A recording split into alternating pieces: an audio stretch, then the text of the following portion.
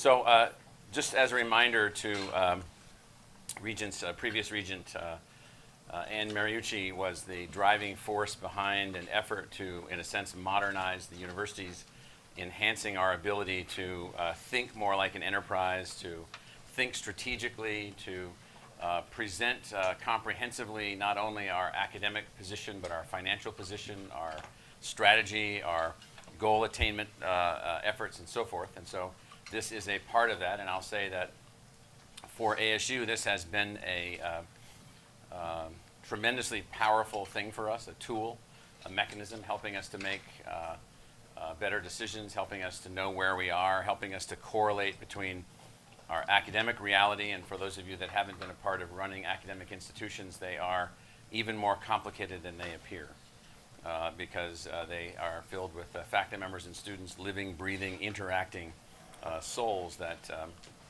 have a very complex process that they're going through in their life. And so this integration of academic planning, fiscal reality, market forces, this notion of us being something other than an agency, and you'll hear me talk a little bit about that, is really, really important. We're going to take about an hour to get through the formal presentation. Here they come. Pancho, you breathing hard? Dr. Run just arrived. Now we'll calculate who will come last. I think it will. Morgan. We just called Morgan. He doesn't always look at his email. So. He has many, many, many things. Mr. O'Brien has just arrived. I'm sure they all love being pointed out individually as they come in. Yes, and so I'm going to work my way through this. You should, and we're aware of lots of questions and areas of focus from the Regents, and so we think that much of this has been addressed in the way the presentation has been put together.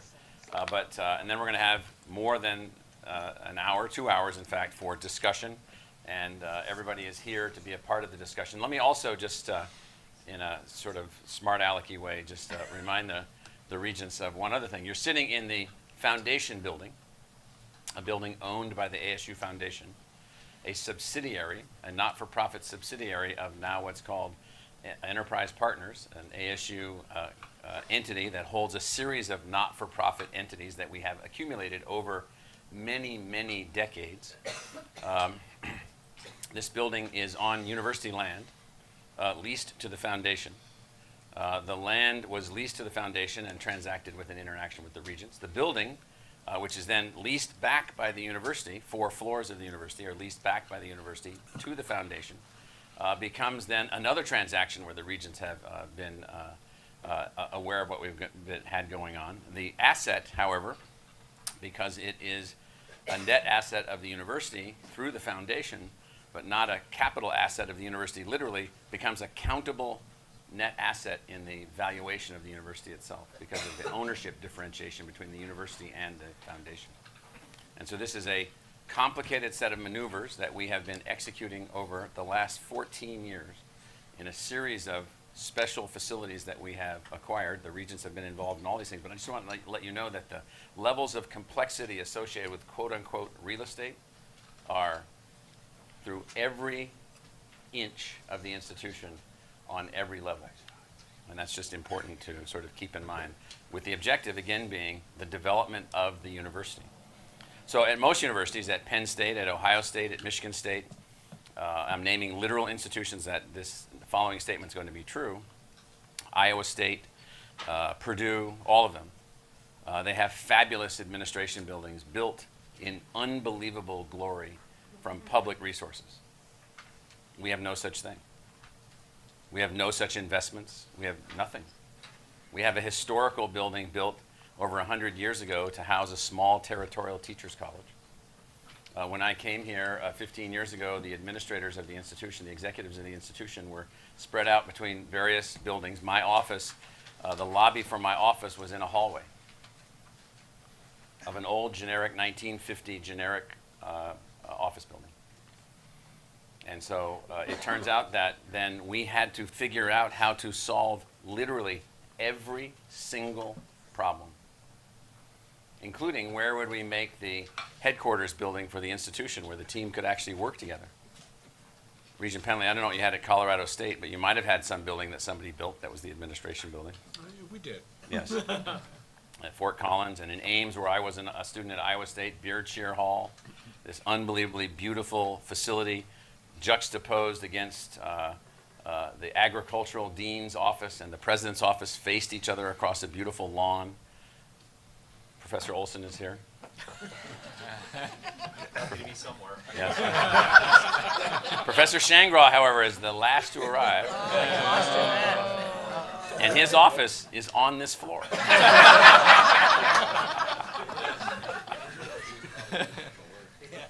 It's like right over there. So, this is, I don't remember the number of times that we've done this, but let's assume it is 6, I think. 5 or 6, the Strategic Enterprise Plan. So, it's really important that we all understand what this plan means to us. This plan for us has been a transformative thing.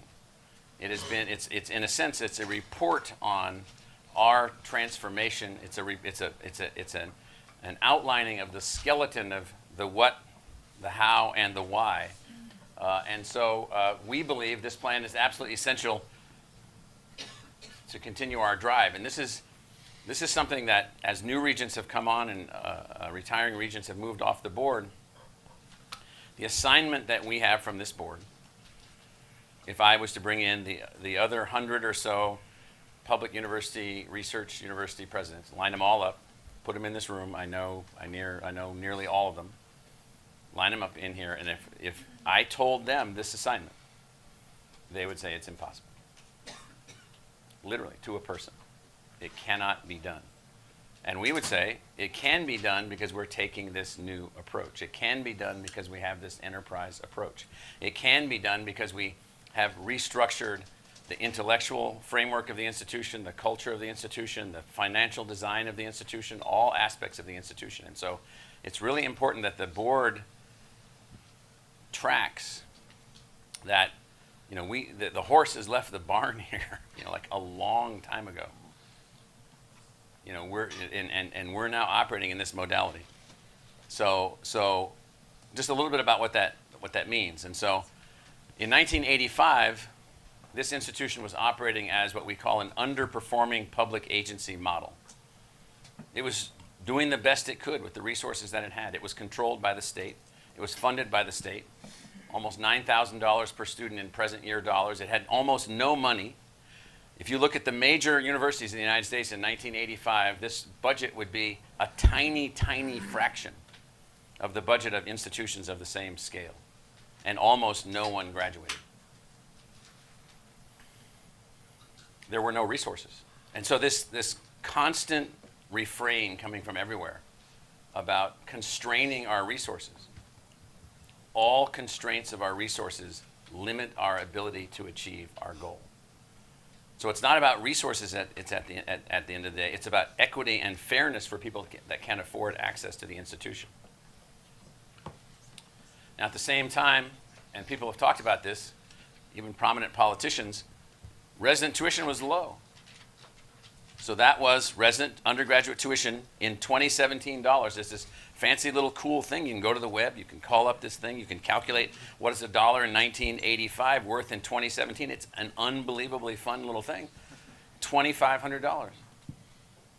Our net tuition is below that number today. That's a 2017 number. Our net tuition is below that number today. Now, at that number, we had no one attending the institution from Pell-eligible families. No one. We had virtually very little diversity. Diversity at the time was nowhere near the diversity of the state today. Now, this is not uncommon. This is the way public universities ran. An underperforming public agency model. $28 million of research. It was not a research-grade institution. Laddie Core comes in 1990, spends 12 years doing the almost impossible, shaping a performing public agency model university. Now he actually and his team got us to the point where, with even more state investment, $9,200 per student, with a threefold increase in the budget, with a dramatic improvement. That's more than a doubling of the 4-year graduation rate. The institution became a performing model, and that then was a great graduation rate. This is a performing model. 12 years to do that. Price was medium.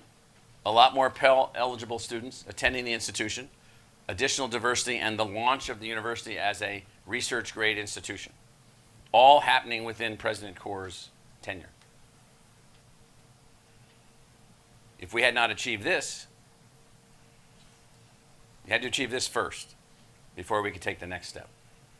This was absolutely essential, and it was achieved. Stability, 12 years as president. The president before him, 10 years as president. There have been 3 presidents of Arizona State since 1980.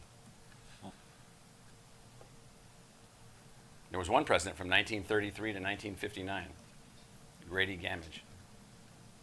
1923 to 1959, and he had been the president of NAU before he became the president of ASU, what was then ASC, Arizona State College. What we've done in the last 16 years, 2002 till now, is to depart from the notion of a public agency model. We are not a public agency. Everyone, including sometimes this board, certainly strong elements of the legislature, certainly the view of the public, is often that we're just a public agency. Everything is taxpayer supported, everything is this, everything is that. Our state investment now is 1/3 of what it was per student. 1/3 of what it was per student in 2002. Our budget is 4 times what it was in 2002, derived from other resources. Our student outcomes, 51.6%, I'll show you this in a while, that's the highest 4-year graduation rate of any university admitting A and B students. If you come in with an A average, we're at 71%. If you come in with a B average, we're at 46%. That's 3 times the national average for incoming B students. So this model, this different approach, this different model, not operating as an agency, not operating under the day-to-day guidance and authority of the government, operating to achieve the government's objectives, operating to fulfill the government's investment requirements, operating to return on the government's investment in the institution through human capital development. That's what we know that we can do. The price of the institution is now medium. Our price is nothing at the level of Penn State, nowhere near the level of some of the other big public universities around the country, University of California, others. 34.2%, we're now approaching the Pell eligible number in our society. That's a very high number. Much more diversified class, actually now representing the true diversity, the true socioeconomic diversity, and the true ethnic and cultural diversity of the region. That's what a public university is supposed to do. And then on the research scale, that's an extremely large number. That's more funded research than any university on the European continent, more funded research outside of medicine than Oxford or Cambridge or Harvard or Columbia or Stanford or USC or UCLA or the University of Arizona.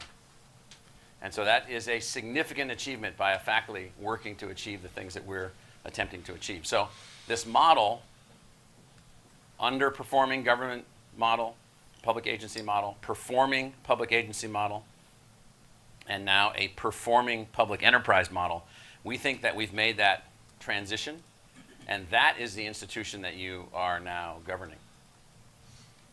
That is the institution that you're governing. And it's a completely different creature. Our charter is our driving force. This board has allowed us to go from having no specific charter, having been an adopted stepchild of the board itself. So in 1945, NAU and ASU, both teachers' colleges, were assigned to the Board of Regents for governance. They used to be a part of the Department of Education, reporting to the Superintendent of Public Instruction. This board, just to remind all new board members in particular, this board then in the ensuing 13 years, 1945 to 1958, basically paid no attention to the institution. You can go back, you can look at every vote, every meeting, every interaction, all of the things that went on. And then finally in the mid-1950s, people said, what is this? The city of Phoenix is emerging and we have no university. So in 1958, we emerged by public referendum as we think the only democratically created university in the country that is created by public vote of the people. We had no charter. We were public school number 8. No charter.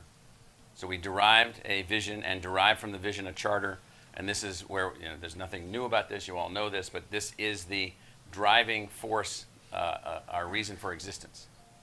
Now this is really important, and we say this in all of these, slightly modifying it each time. The charter is a promise to the citizens of Arizona. That charter, who we are, so this institution has existed from the territorial government through everything imaginable. Every type of administration, every type of government, every type of political scene, and it will continue to exist. And it will continue to work to fulfill this charter as you would want it to. The British universities, the English universities, they lived through the English Civil War. They lived through everything you can possibly imagine, and they're still there. They lived through the Crusades, through the Civil War, the English Civil War in the 1640s. Still going, still moving, changes in government, changes in structure, changes in design.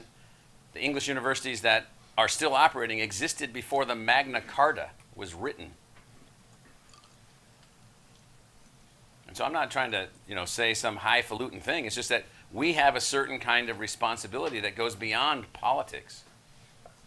It goes beyond the breathing and interacting of individual politicians in some particularly temporal setting where they're arguing about A or B.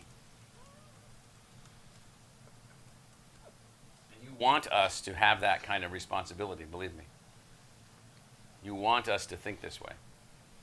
You want us to design this way. So it was funny, like we said the other day, that we're using some land on a temporary basis to secure some revenue. And they said a temporary basis, 99 years. I said, yeah, that's a temporary basis for us. Turns out everything on that land, just to make the point, at the end of the 99 years, we own every structure, every improvement, every object. That's the way we think. This is an important element of the psychology of the institution. Think about the future, concentrate on the future, think about the long term, build an institution, build a culture around the institution, work on the development of the next generation of the best that we can produce from our society as a whole. That's what we do. You heard, some of you that went to the Regents Professors event last night, you heard it from the 4 faculty members that were there. Each one of them altering in some way the trajectory of human history, the trajectory of human understanding. Each of you heard it. I know if you were there, you heard it and you felt it from each of those people. Those are 4 of 3,600 faculty members that we have. So, these slides very quickly.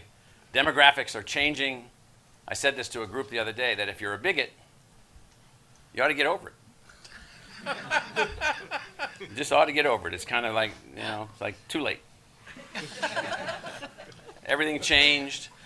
There's not going to be any majority population. You're not going to say, well, I'm in this group and there's the most of us. No, sorry, because this is what the world looks like today. So changing demographics. This is age. This is percentage of the population. This gray zone here is what's presently referred to, but won't always be referred to as white, whatever that actually means. And so going this direction, it means if you're out here in this old codger area like I am, and as you move past this codger into deeper and deeper codgers, the country wasn't very diverse. But if you're under 10 years old, half the population is not white.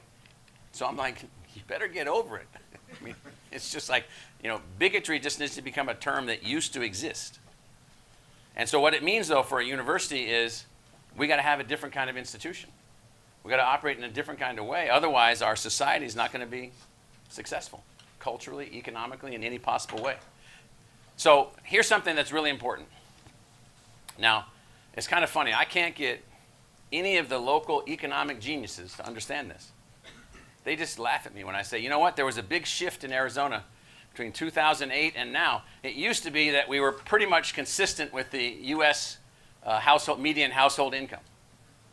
It used to be that we were kind of in the zone of kind of right there, right in the middle. After that, we're not in the middle anymore.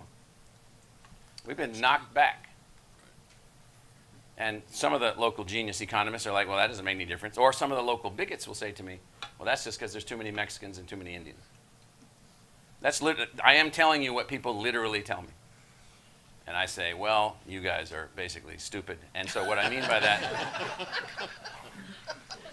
what I mean by that is this gap is a serious, so this change and this gap are the realities of a future that we have to also take on as a part of what we do.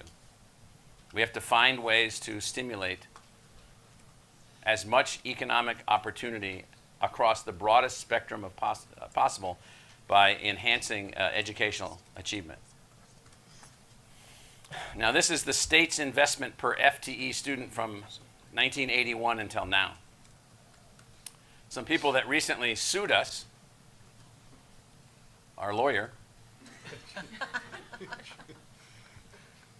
this is the era that is well liked.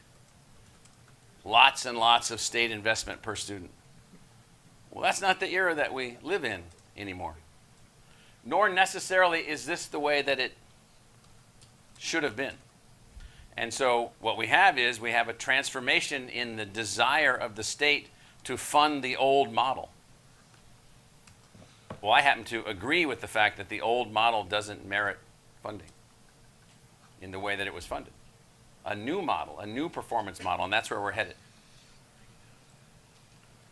This is state investment per degree awarded, and this has been one that's really like shocked me. This is one where I actually go to bed and I'm like, well, why do I even live? Because I'm talking to people, and I say to them, you know, we took the cost to produce a degree to the state from $30-something thousand per year to $13,000 per year, and they look at me like, that's interesting. I wonder what that means. Well, what it means was the state was funding $33,000 per each and every graduate from ASU, and now they're funding $13,000. So you would say, if you were thinking about how to produce more graduates, is I have this better, more efficient, more effective, higher achieving institution able to do things that they couldn't do before, that can produce a world-class graduate as measured by all of our rankings relative to our graduates at 1/3 the cost or less. Well, why wouldn't we want more of that? So this is our 2008 performance against our goals, and we'll come back to this. This is just to let you know we're a long way from our goals. Some of our goals have been expanded or enhanced, and some of them are nearly impossible to achieve, like this one, research activity. So the $815 million research activity number here doesn't mean, oh, we really have to have $815 million of research activity for some financial reason. The fundamental reason for the $815 million number is it is the number of the largest level of research activity ever achieved by a university without a medical school. It doesn't make any difference what it is. If we beat them, then maybe people will say, well, maybe that faculty is pretty good. Maybe the local economy will benefit from having an MIT-scale research enterprise in their backyard right here in Phoenix. Well, we know that will be the case. But it also will be the case that our students from this broad spectrum of families, wherever they come from, will come to an institution with a faculty capable of outcompeting any faculty anywhere in any topic, any day of the week, in any contest. That's kind of cool. So these objectives, the red zone, we'll show you where we are relative to this. These were all negotiated with the board staff, with others, and you'll see they're huge. And so our assignment, I'll tell you right now, we're not going to hit all these, but we're going to come very close to all of them and exceed many of them. Because these are the goals that you assign to a different kind of institution. Now, here's our relative assignment. Gold is ASU, blue is the red and blue U of A, and green, we always think of NAU as blue-green, so we went with green for NAU. And so here's what you all have asked us to do. You've asked us to basically take this huge enrollment leap. We will exceed that. We're already well ahead of that objective. There is very significant demand for the activity of this institution by students both here from in the state, from out of state, international, online, everywhere. So we've been given that assignment. Over here, share of total degrees. Well, 32,000 degrees. In 2002, we were producing 8,000 degrees. 2025, 32,000 degrees. So just to let people know, and this just kills me. So if I die in my sleep, just remember that these were the things that probably got me. And so we'll be producing 32,000 degrees. That's 2 additional universities from where we were in 2002. We were producing 8. So we built another university that produced 8. We built another university that produced 8, and lo and behold, we didn't have to build any other universities. We didn't have to have 100 years of development. We didn't have to have billions of dollars of expenditures. So if you wanted to build from scratch a university to produce 8,000 world-class graduates from scratch today, you wanted to produce 8,000 graduates, it would cost you in the low billions of dollars to build that institution. Well, not here. And we're having extreme difficulty getting folks to understand this. Now, along the way, you also said to us, we need more high-demand degrees, engineering, science, nursing, teaching. And you said to ASU, crank it up, girls and boys. Crank it up. So, 2008, right there, we've more than doubled the size of the engineering school since 2008. And it was already one of the largest engineering schools in the country at the time. This is graduates. 21,000 engineering students, 17,000 on campus, 4,000 online. First online accredited undergraduate elite engineering degrees in the world. Done by the team that represents ASU. And then along the way, and I think this is actually an error, and President Klein knows I think this because I've indicated it a couple times. Somehow, ASU, no medical school, we're going to grow to be the leading research university from a research funding perspective in Arizona. We don't think that should be the case. The leading research university should be the University of Arizona with its medical school. Because with a medical school, you have an opportunity to have substantial, unbelievable clinical projects and this project and this project. And so that funding, in my view, for this blue line should be up here north of $1 billion. And you say, oh, $1 billion. This is the other thing that's kind of just weird to me. The Arizona Republic ran this article not too long ago, and it said that $10 billion was a big number. That budget for the state, $10 billion, was really big. Like big compared to what? State of Texas's budget for the exact same year was $108 billion. The cash surpluses in the state of California are over $100 billion right now in the state government. And so those are, I don't know if those are big numbers, but that number, the University of Washington has over $1 billion of research funding. UC San Diego has over $1 billion of research funding. There's all kinds of universities with over $1 billion of research funding because they have big medical schools and lots of other research activities. And so my view is that Arizona State University was not assigned the assignment of also building and running a medical school. In fact, this board voted down ASU's proposal for a medical school in 1996. And so we took a different route. And so the different route we took was to partner with other medical schools, other medical organizations, including the University of Arizona.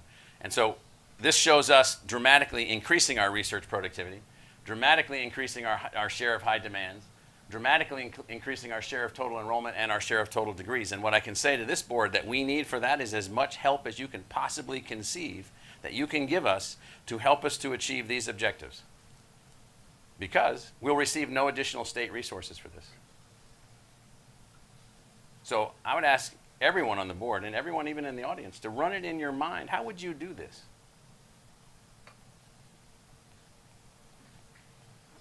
Just process it for a minute. How would you do it?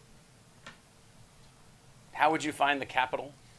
How would you find the operating resources? How would you attract the faculty? How would you keep the faculty against the competition? Our faculty are national class, world class faculty. They're being rated constantly. There's no local pricing market for faculty.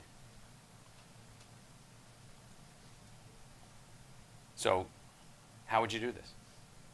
And so what we've had to derive is a mechanism to do it. How do you enhance quality of the degree? How do you enhance each and every individual that comes to the institution's ability to be a better human? How do you contribute to economic development? How do you make the institution work, and as I'll show you in a second, and not rely on the old model? In fact, we did a rough back of the envelope calculation. Rich and I were we never really got it done, but I think it's generally accurate. On the old models, just to produce the product the people product that we're producing right now under the old model of funding, the state would presently have to be investing over $1 billion a year into ASU. Just to operate the old government model, they'd have to be putting in over $1 billion. Lots of states are still operating on that model, and that's what they're spending, and that's what they're getting. Now, we're not operating that way. Michael, yeah. I'm sorry, before you go forward, you have 540 million as the 2017. What's the likely 2017, 2018 research number? Well, it's going to be 546. Yeah, 546.5 is already reported for the last year, and the next year we're expecting about 565. And that's only if Punch slacks off, because it's going to be higher than 565. He's used to that, I assume. Okay, thank you. He probably is used to it. So, Duck punch. this is really important. How have we changed freshman cohort performance? So, one group of our incoming students come in straight from high school, first-time, full-time freshmen. Every university in the country is measured against that group. We also receive thousands of community college students. Universities aren't measured on that because no one in the university world that measures universities cares about community college students. We care about them, but there's no rankings that care about them. The only rankings that they care about is who did you get from high school, how did they do, how many did you exclude, how many did you not admit, how elitist can you possibly be? And so these numbers show you where we are. And so I want to show you ASU here relative to first year freshman retention rates between 09 and 10, and this year we went up to 85.2%. And 85.2% is the highest number that we've ever achieved across our entire student body. Our in-state students are a little bit higher at 87. Provost Searle just 1 second on just last year's gain over this year, which might seem insignificant to Regents, but is powerful. 1.4% gain, which is, we would generally dance on the head of a pin if we get 0.2 to 0.4%. So this is a fantastic gain, and a tribute to faculty, the staff, and everybody who worked on making sure we can engage our students. So we're putting our numbers up here against our sister institutions' numbers, not in a bragging kind of way, but we do have the largest number of students, the largest number of freshmen, and we want you to know how we're performing. Everybody's improving, everyone's making progress, and we're continuing to make progress. On our 6-year graduation rate, you can see where we were, a 12% improvement in our 6-year graduation rate. And as Mark will tell you, because I am an incessant nag, he occasionally wants to get divorced from me, this is a catastrophe for this institution. We shouldn't be at 67% 6-year graduation rate. And I'll show you our 4-year graduation rate here in a second. And so you can see where we were, you can see where the others are. These are issues that must be resolved. Now, what makes it almost impossible to resolve for all 3 schools? The diversity and the cultural, ethnic, and economic diversity of our students is very challenging, particularly economic diversity, more than any other variable. Michael, do you know the breakout between in-state students and out-of-state students on the 6-year rate? Yes, I don't know it offhand. Mark, do you know it? Art. We're back to Art. Vice Provost Art Blakemore, champion. In-state's about 71%. 71. In-state's higher. Yes. Yeah, so our losses are heavily concentrated in out-of-state students. Our in-state students now are performing almost at the level of the students at the University of Texas. And so our in-state A students are outperforming the students at UC Berkeley and at the University of Texas, where they admit only A students. Well, the cost differential alone would contribute to that number. Right. Yes, that contributes. Also, it turns out that if you're not within driving distance, you're from New Jersey, you're from Chicago, you're from New York, and you're here, and it's 105 degrees for 5 weeks when you first come, and mom's a long ways away, and we have some casualties. Certain students just don't make that adjustment. Or they come here and do well here, and they didn't get into their top school of their own state, let's say like Maryland or Virginia. So if you're from Virginia and you didn't get into the University of Virginia and you come here and you did really well here, they'll let you right in as a transfer student. Why? Because you don't count against their numbers. They still turned you away. It is a distorted reality that we live in, and so we benefit many other schools from that particular perspective, from an out-of-state perspective. So this goes to something that President Klein has spent a lot of time on, which is the AZ 60 plan. So this is how do we achieve where we're going. Basically, everything in maroon is ASU. This is our guess of GCU. This is U of A. This is NAU. This is our production. This is what we have minus the people that are dying. That's the shortfall. We got no factory capable of producing that shortfall. Now, the reason for that shortfall being of importance, if you don't have those college graduates, as we talked about yesterday, under the age of 60, the economy is not going to be as competitive as other economies that have those college graduates. It's as simple as that. And the local economic geniuses don't see that. There's a lot of good jobs at $11 an hour.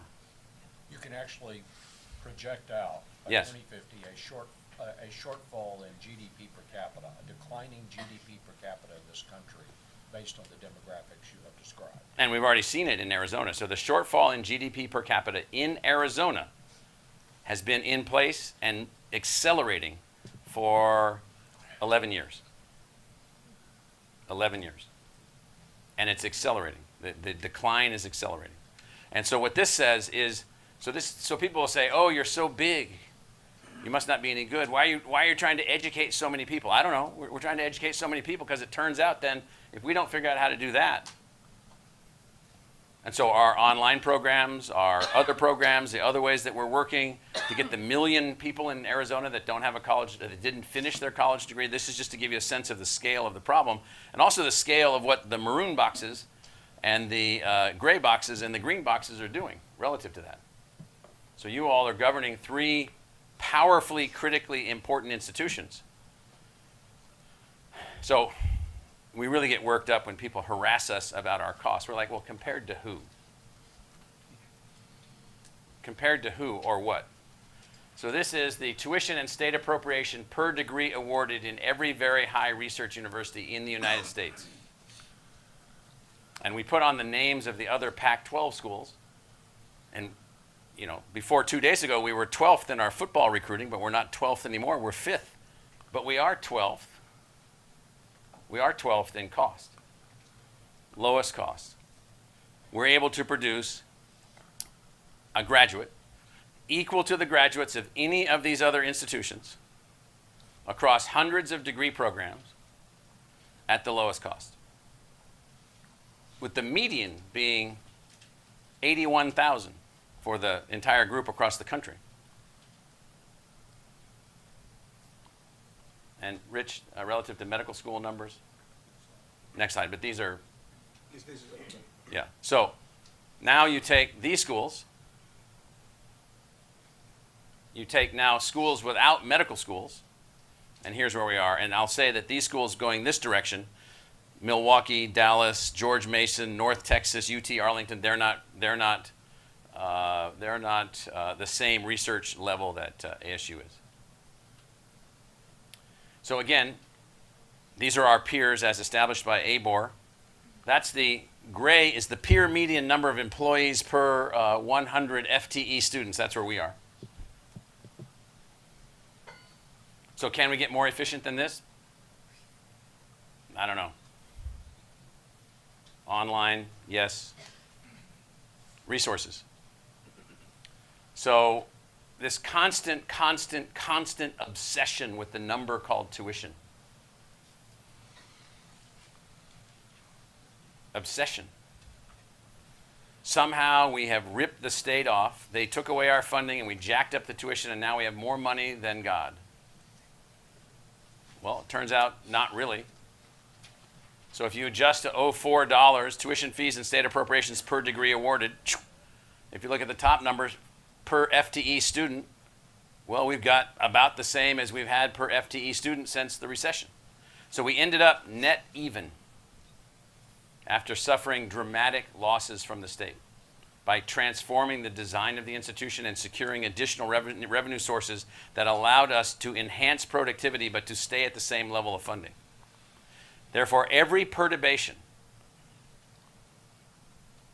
oh, well, maybe no this, maybe no that, no tuition, no this, those are huge things for us. Huge. And so the question isn't what the tuition is. The question is who came and who graduated and what happened to them and who was left out. Well, right now we're not leaving anybody out. So this is tuition revenue from sources of tuition by category. It speaks for itself. So we have a greatly expanded. So our tuition revenue is dramatic. This is numbers of students on the left as percentage. So you can see that this is resident undergraduate students, these two numbers, including online. And all the rest are either graduate students or students from somewhere else.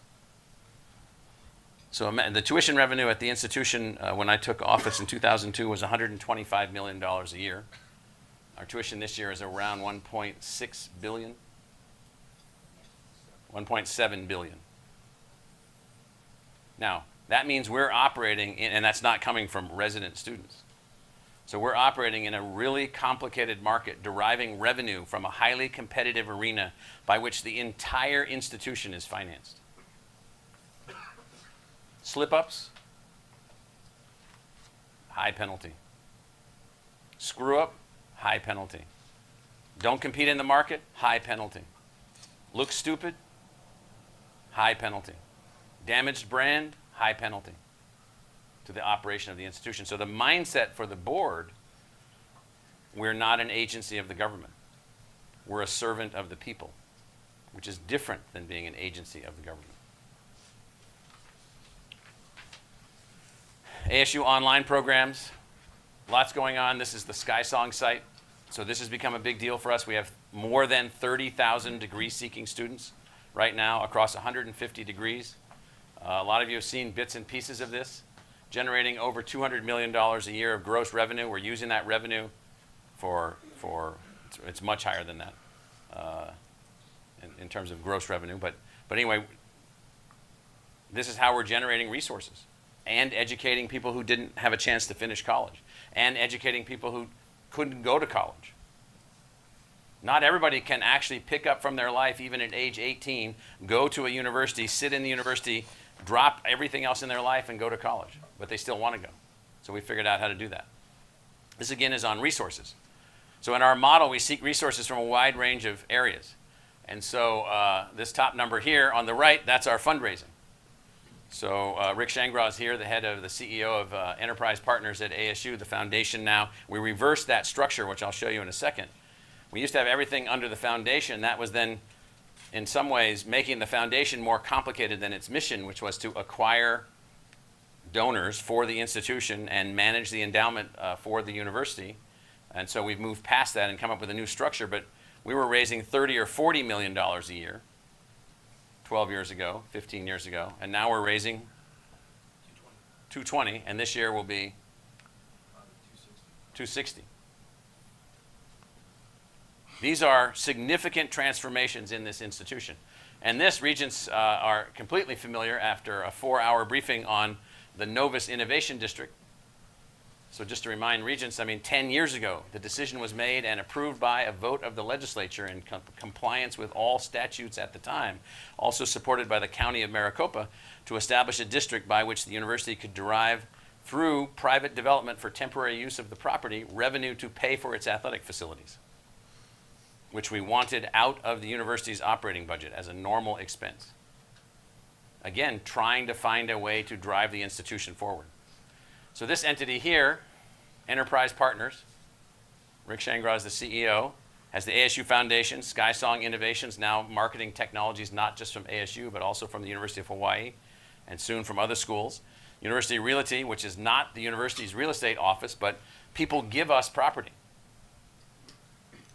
They give us, well, here's 100 acres. How many acres was the California thing? 600. So here's 600 acres in Metro Los Angeles. Good luck. Well, what we want to do is we want to convert that into we're not real estate developers. We're not going to build anything on that property.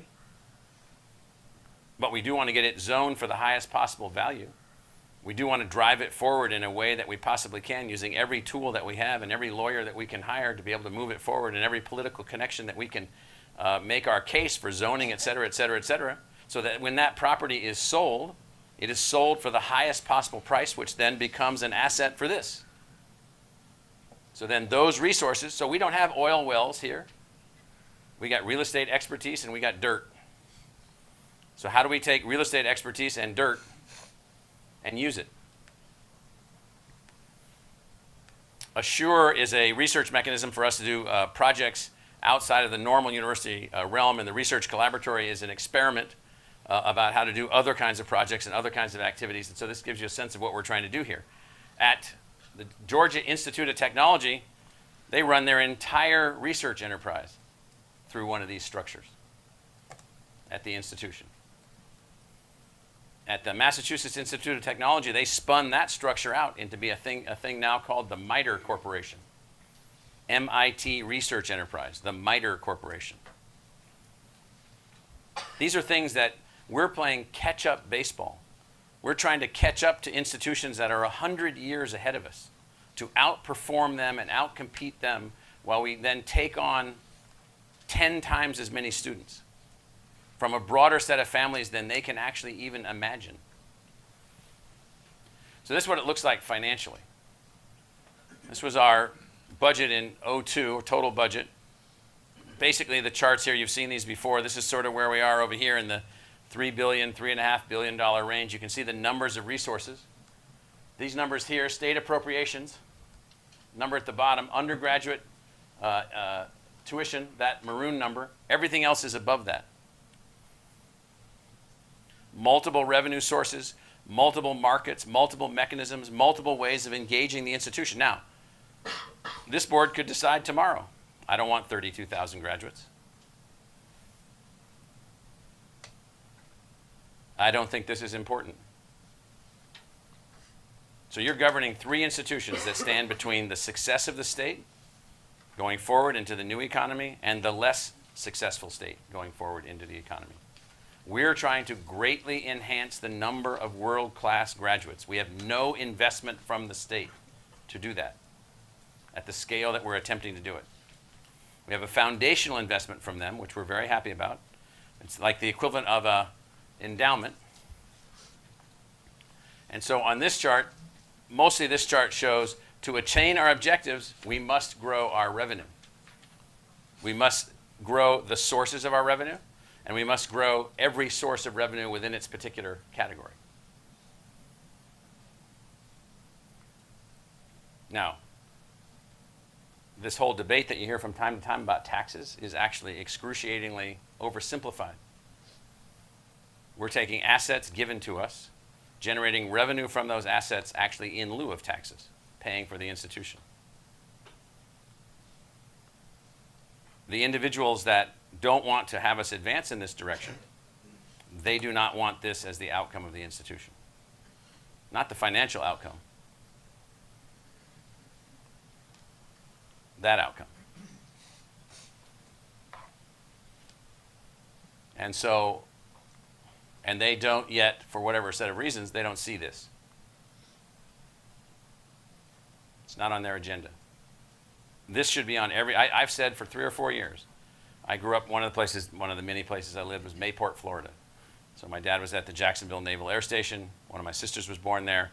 And Hurricane Donna came by the coast of Florida when I was a kid, and they put up these 2 flags, these hurricane warning flags. And I remember asking my dad, what does that mean? He says, well, we're probably all going to be killed, is what he said. So one of my brothers and I slept in the bathtub. And so nothing happened, and we realized that my dad was not always serious. But Michael, yes. I completely agree, and Eileen knows I've articulated this to her and to others. This shortfall worries me a great deal, that we do not have a plan Right. for the shortfall. So the hurricane warning flags are not out. They should be on the governor's desk. They should be on every legislator's desk. They should be on every regent's desk, every administrator, executive of the universities. This is a hurricane, not watch, warning. Median per capita GDP in Arizona is now at the 76th percentile of the national average. Well, and if you take the same approach that Margaret Spellings did a few years ago, you can project out an even lower state gross domestic product by 2050. Yes. That is the frightening part of all this. Yes. So we, back to that original chart, we have this charter, we have this purpose, we have this objective, we have these things that we're trying to do. And so for this board, what we need is, I need help figuring out how to do that. I need help to get the revenue to advance the institution. Because the revenue is not coming from that bottom blue box. This is a state legislature. Even if they gave us the fully funded request that we have to cover half the costs just for kids from Arizona, just for students from Arizona, our request is $80 million. You can see what's the net, what does 80 million look like on this chart? It doesn't save the boat. It makes our life easier. It would mean that we would have more resources for students from Arizona. So we are extremely disciplined. We use technology, structure, culture change to make certain as we go forward, and this is us looking forward to FY25, we're not going to change our cost basis. We're going to stay efficient as we grow in scale. As we take on more diversity and more complexity, we're going to stay efficient. This is where this is considered impossible. I was emailing back and forth yesterday with President Daniels, Mitch Daniels, former governor of Indiana, who's the president of Purdue, and he said, and we talk a lot about these kinds of things, and he's doing some things that are sort of ticking me off because I don't want him to get ahead of us, and so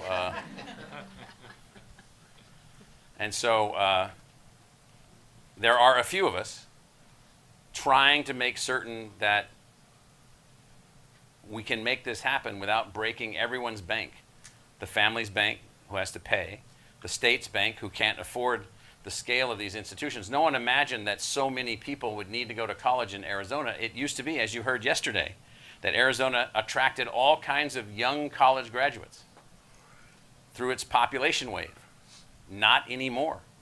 The place is now stable with continued population growth at a lower level. Now we have to educate the people that are here for the economy to be successful. One of the interesting questions that some of the regents that were at the hearing the other day, this one state legislator asked, well, you got all this money, you guys are really rich, you don't need any money from anybody. He didn't say it quite that way, but that's the way I took it.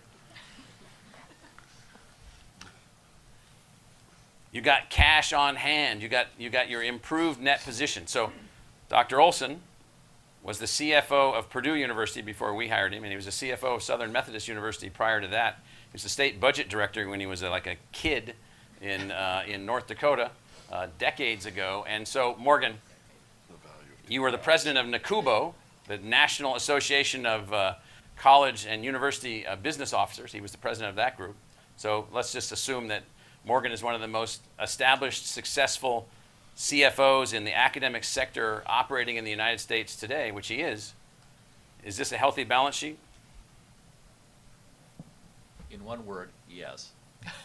But further, if you look at some of the benchmarks, we do an awful lot with a relatively modest amount, and I think the board has heard me say previously that if you look at our income statement measures, we do very well in terms of being able to generate net revenue. If you look at our balance sheet measures of financial strength, we're below median relative to the institutions that are similar to us. And so what does that mean, below median? So cash on hand, are we where we should be? We are within the range of where we should be, but less than lots of the institutions with which we compete. If you look at our expendable net position relative to our total expenditures, we are certainly below average. We've improved that over the last 5 years, actually, even with all the other things that Dr. Crow has been talking about. And the importance of that is the ability to weather unexpected events and to have access to the capital markets at a relatively low cost of capital. We're a very capital-intensive business, if you will, and so our ability to access capital for investing in our research infrastructure, in our learning facilities, and all the other things that a modern research university do is really critical to our ability to be successful in things like generating research volume, increasing the number of college graduates that we help create, and those types of things. So not necessarily exciting stuff, but fundamental to our success. Yes. Can you explain the difference in the unrestricted and the adjusted numbers? It's complicated, so give the short form. Sure. So it's a great question. This really accounting practice changes. The short answer is a fun concept called other post-employment benefits.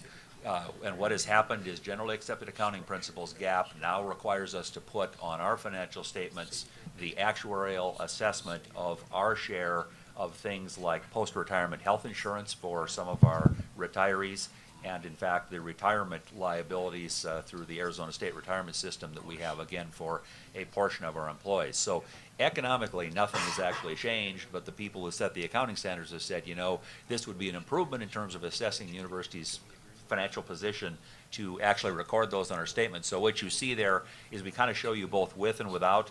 I would imagine at some point, unless accounting standards change again, you know, that we will simply eliminate that green part of the bar and just carry that number. Which weakens our position even further, since the state legislature requires us, against our opposition, to maintain these policies and programs, to have these very expensive tail end kinds of things that we think there's other ways to finance, other ways to do. So we are regulated by this particular set of political bodies to participate in a series of antiquated, no longer useful, no longer successful programs that put huge expense on the institution when there's other ways where you participate in the market, you participate, there's no guaranteed amount of your retirement. Your retirement's at risk based on the performance of the institution, based on the performance of the market. That's where we want to go. We are prohibited from going there. Has there been any attempt to change that recently? Several attempts, all defeated. We haven't quit yet, though. We call those fake conservatives. They're not actually real conservatives. So you've seen this before. I'll just quickly say the University of Southern California market price for a freshman seat, $50,000. ASU's freshman seat market price, $30,000. How do I know? 20,000 more people pay for that coming from some other place. They compete. They can go anywhere. They find this a value. The value is fantastic. Our funding goal is around 15 or 16,000. Our in-state tuition is 1/3 of the market price, and our net tuition, which I'll show you in a second, is 1/15 of the market price.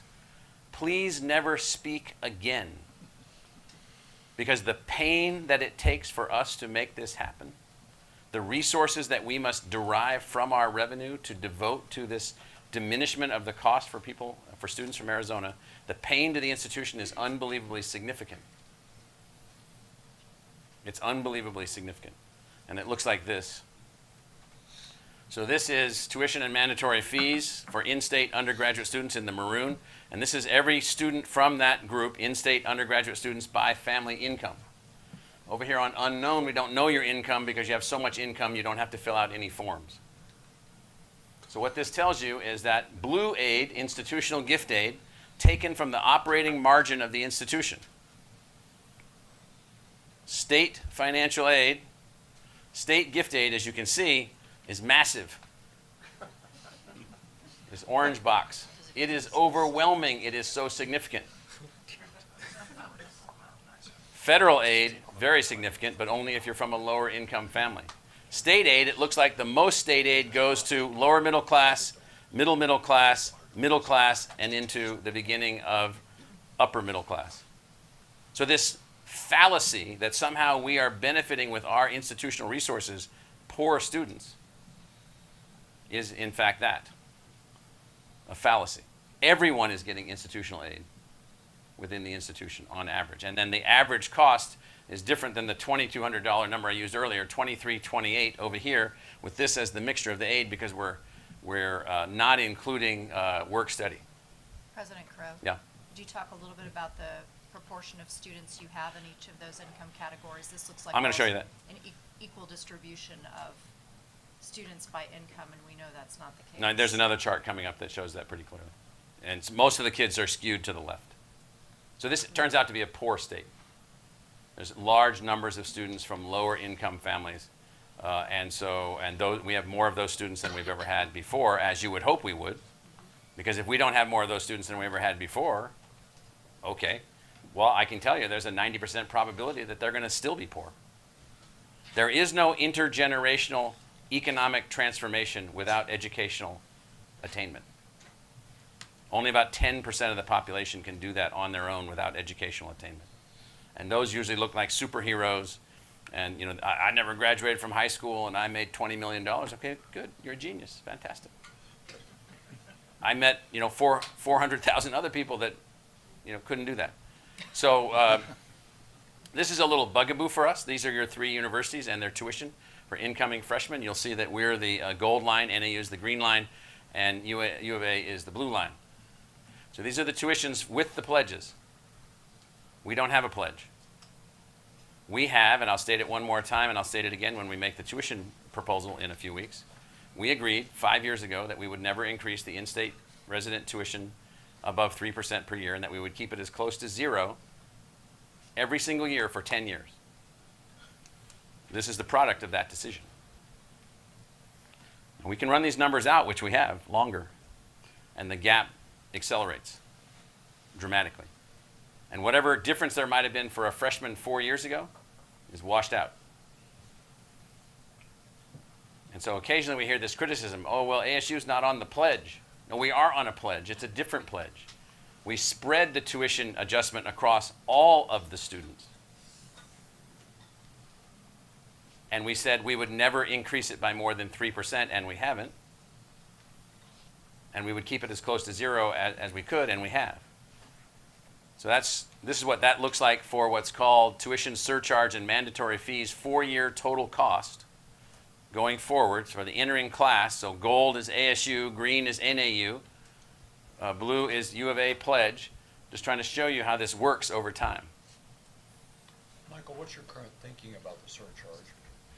We're going to increase it probably because we now have a tax from the government that has decided to tax our student tuition. We're going to propose, I haven't decided yet for sure whether or not we're going to make this proposal to the board or not, but we have a tax of $11 million on ASU's operating budget derived from tuition to pay state employees' health insurance. And so the surcharge we stated would go away when the funds that were exited from the budget 3 budget cycles ago were replaced. And that was an extraordinary, so most regents wouldn't know this that are on the board now, but that was an elimination of the, 4 or 5 years of work to have an evening out of the appropriation on a per student basis. That was wiped out in one swoop. Another $60 million cut to ASU, excessive beyond the other 2 universities at that time, and that's why we put the surcharge in place. That surcharge was reduced a little bit from the first additional funding. I don't remember what it was, Rich, but a little bit we reduced it. $50 from $270. So now it's $220. $323, okay. And so anyway, this is basically to show how the different pledges work. Our pledge is all students, all tuition, 10 years. If we run these numbers out, which we have, you won't like some of the outcomes. So we know the outcomes. You'll have markedly different tuition structures at your 3 public universities, markedly different. So tuition was going up, up, up. These were the dramatic increases here during the recession. So people often conclude, well, we replaced every dollar we lost from the state with a tuition dollar from an in-state student. Are you kidding me? We didn't eliminate 1,800 positions, put the entire university staff on furlough, have everyone work while on furlough to keep the university open that spring semester, rather than having no one graduate that spring semester. Those were not the actions of an institution simply replacing lost state revenue for tuition revenue. There was no way to recover that tuition revenue from in-state students. I mean, no way to recover that lost state revenue from in-state students. So these have been our tuition increases going forward. And so, Rich, I think we can say this, that we've kept this over time, we're operating below inflation. Close? Very close to inflation. Very close to inflation. So going forward, this is where we say this. This is what we were doing, this is what we did, this is where we've been for now 5 years, 14, 15, 16, 17, 18. And that's what we're suggesting going forward. Our goal is this, less than. If we went to a higher range, to the 3%, that's what we would look like, but we don't think we're going to go there. We're operating on a different basis. We're continuing to make the pledge. Over a 10-year time frame, we will not increase the tuition. So there's this, I don't even know what to I don't know what I haven't come up with a word yet to describe what the tuition thing is. It's like this thing, it's like this fake discussion. So our student body president is leaving right there, or one of them. Bye, Brittany. And so our students have supported our tuition proposals to this board for 8 years. Our students came to the board yesterday. Brittany came to the board yesterday and said, we'd like to add a little bit to our student health fee, $15 or something like that. Why? Because they'd like the student health service to be open on the weekend and at night, and they'd like a few more services that they can have and so forth. It seems very reasonable to us. And spread, socialized across the entire student body, $15, you generate a lot of money, but you get a lot for that. And it's available for everyone. Even if everyone doesn't use it every day, it's still available. So this goes to the earlier question of President Klein.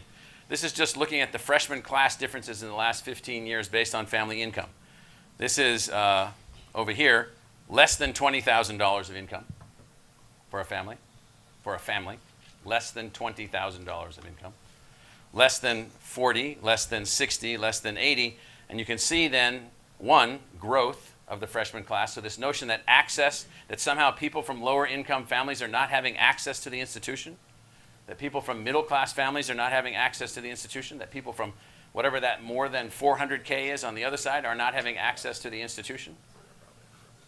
So you can see where we were and where we are. And so it turns out then, and we do know the specifics, President Klein, down to every person that gets every dollar of institutionally based financial aid. But look at where we were in 2002.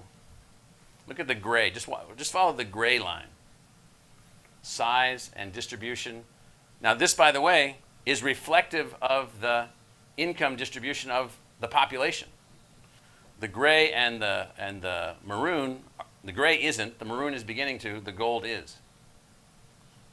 This is based on FAFSA report Yes. information. Yes. So there are people filing FAFSAs who make $300,000. Yes. Why did they bother? They might have 8 children. They might be divorced. They might be uninformed. They're not going to get anything.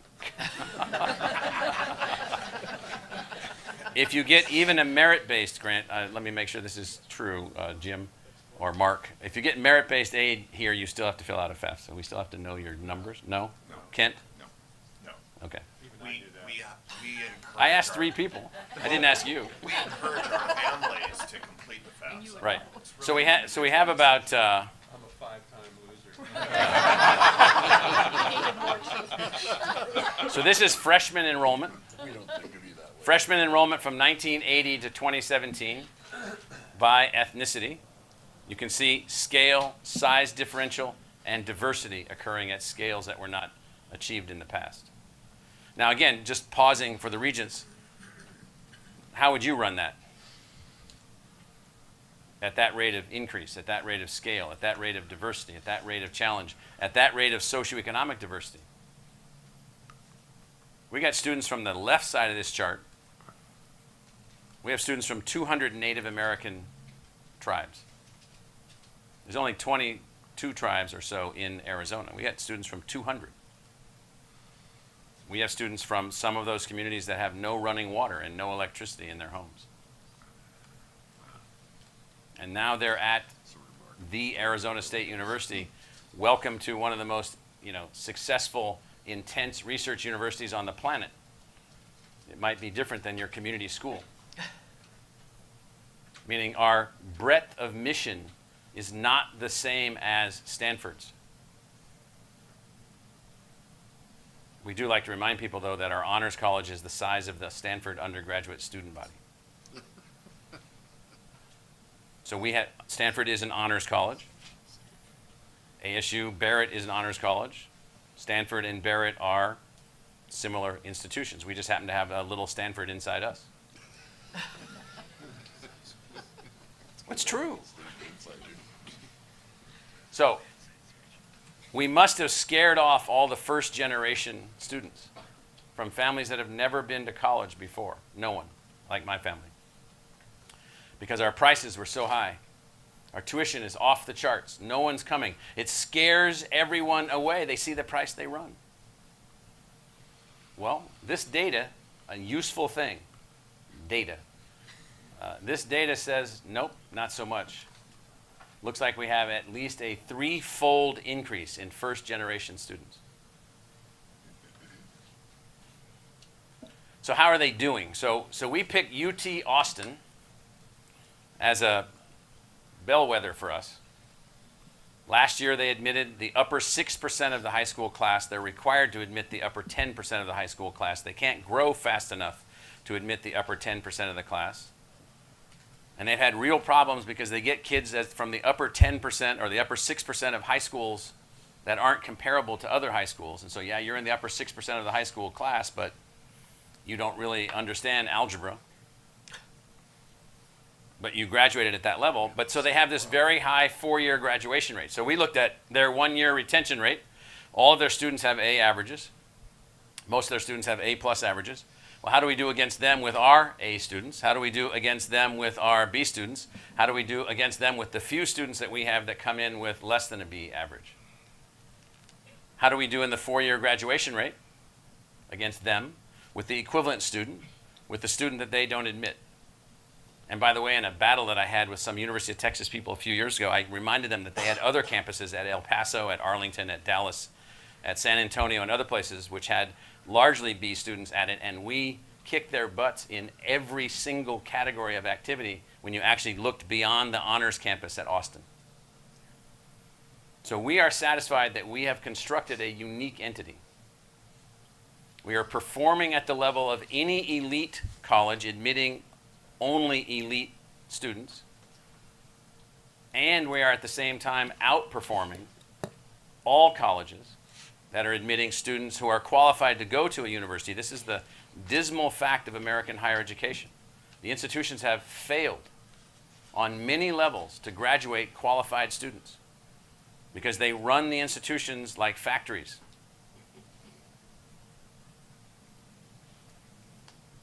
So President Crow, before you go on, does that, as Regents have talked about before, does that suggest we need to change the peer group that the Regents use to compare ASU performance? Because you have aspirational peers and then you have peers against which we hold you to account for performance measures. So, well, UT Austin is one of our peers. University of Minnesota is one of our peers. They admit only A students. Ohio State only admit. We intend to beat all of them.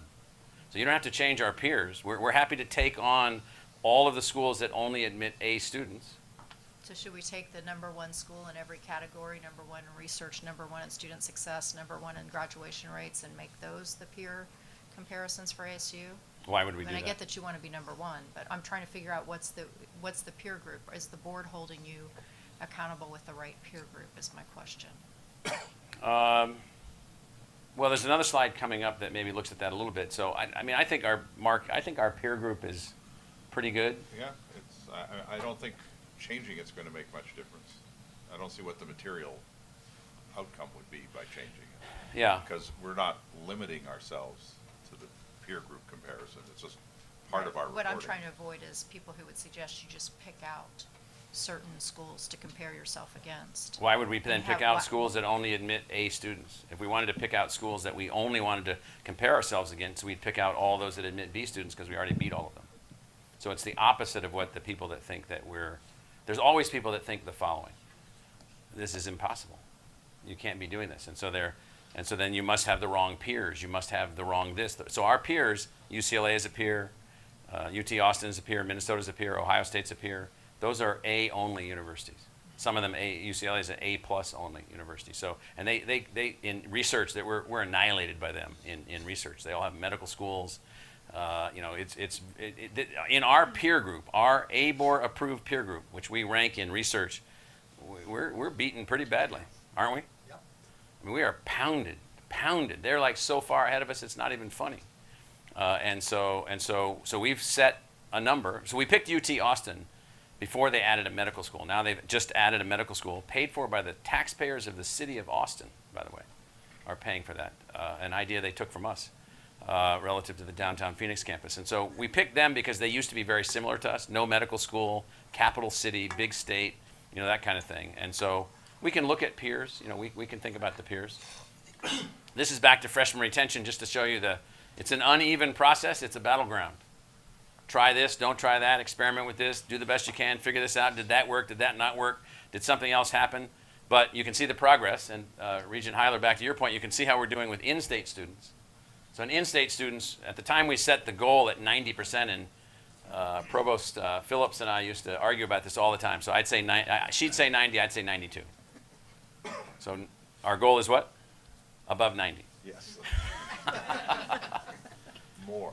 Yes. So here's another group of President Klein. Here's another group of peers. So this is where we started with the 4-year graduation rate, 28% in 2002, the 6-year rate, the 5-year rate, and so these are other schools that are all a part of the University Innovation Alliance. So they admit B students, B students, B students, B students, Purdue, B students, Michigan State, UC Riverside. UC Riverside is AA students only. We're now in that category. And then you can see UT Austin up there and Ohio State up there. So some of those are on our ABOR list. All of them are in our Innovation Alliance. Rich Stanley is our leader on the Innovation Alliance. You want to say something about the Innovation Alliance, what we're doing with that? I'm the chairman of it, and we lead it, and then Rich is our point person. Yeah, this is a group that we formed about 3 years ago of institutions that all share the goal of attempting to do a better job by students from economic and different diversity backgrounds. As the president said, the institutions are very different from one another. Some of them are working with students that are very similar to ours. Some are working with students that probably wouldn't even be admitted to ASU. Georgia State, for example, has students that fall into that category. Kansas also. Yes. And what we do is we share thoughts about the kinds of things that we can do in terms of specific day-to-day activities, changes in the way in which you communicate with students, process mapping for different ways of dealing with the awarding of financial aid and the timing of it, real nuts and bolts on the battlefield types of things. These institutions have, over the course of 3 years, come to really trust each other to be able to talk honestly about the things that work and don't work at their institutions. And it's been a very valuable group of people to work with. So one group in particular that's done fantastic is UT Austin. I was just over there for a visit on one of their what they call their Achieve program. So they've increased their 4-year graduation rate by an astounding level through a range of methodologies that they've put in place. We're not quite sure what it means. They're also each year taking fewer and fewer weaker students as they move up in only taking the higher percentage because they only have so many seats. But they did increase the size of their freshman class by 1,000 because their throughput improved. So there was another way to move things forward. Anything else, Rich? Okay, so research. There's the official number, $546.5 million. This $815 million goal, again, is not about the money. It's just what we're after is what did we achieve? Did we put inside an honors college the size of Stanford at ASU for the people of Arizona? Yes. Did we create within ASU a research entity the size of and the performance and the caliber of MIT within ASU? Yes. Do we also then have a range of other programs that then are scalable on various sizes, nursing schools and other things that we've got going on? Yes, yes, yes. And did we make that all work with de minimis public investment? Yes. So that's the assignment that you all have given us. And so this gold bar here is what our metric goal has been set by the board. The maroon bar is our achievement. And as this hill starts going up right here, it's hard.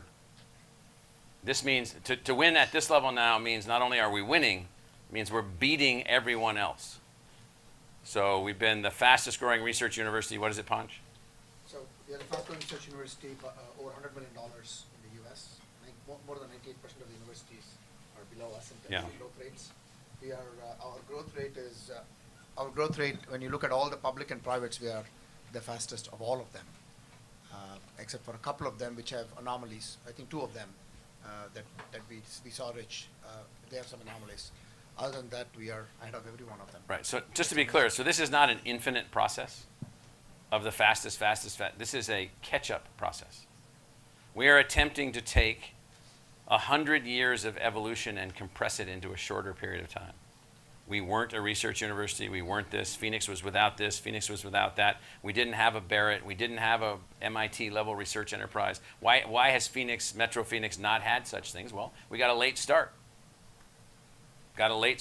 So within the late start, we're taking advantage of now knowing more than what people knew when this stuff got going. So we won't belabor this point other than we do get really, really, really, really tired of being attacked for not being any good. So if there's a name on here, it means we beat them. And so in earth sciences and geological sciences, Michigan, Penn State, MIT, and Stanford. In this area of electrical engineering where we have an online degree and nobody else does, ahead of MIT, Carnegie Mellon, or Stanford. These are things that our faculty have been tremendous, tremendous achievers of. If you look at the social sciences and the humanities, we have more funded research in the humanities than Yale, Harvard, Princeton, or Columbia. And I was at Columbia for 12 years, and the humanities faculty at Columbia are kings and queens of their fields. They're like unbelievable human beings within their fields. And we beat them. A little bit about being an economic. Beat them, Michael? What are you talking about? This is how much funding did you win?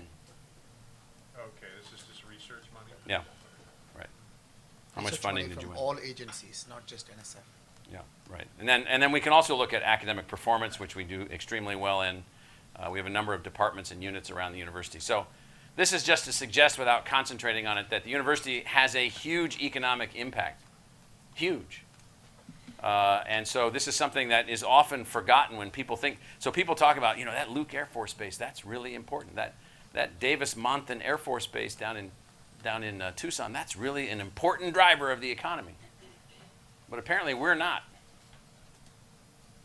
Apparently we're not an important driver of the economy. So some economies in Boston, in Austin, in Cleveland, in other cities around the country, universities have, in Philadelphia, downtown Philadelphia, Metro Philadelphia, universities are considered economic drivers. They are worthy of attention because they are economic drivers.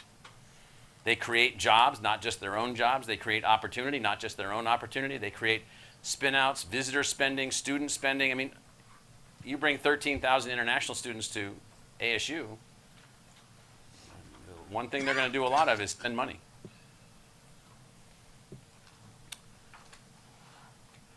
If you just took ASU graduates living in Arizona that graduated between 1990 and 2015, the funny thing is they generated $8.9 billion of wages and $650 million of taxes in 2015 alone. Just those people, just those graduates. Just them, not even the companies they started, the other people they're employing, just them, just their presence. And by the way, they make, on average, more than twice as much as anyone else. So the spider chart, where we are, that's this one here. You can see we're making progress on all of our goals, our 2025 goals, and regents are studying this very closely. So we think we're continuing to make progress, and we're continuing to make progress while we have 61% fewer dollars per FTE student from the state than we had in 2008.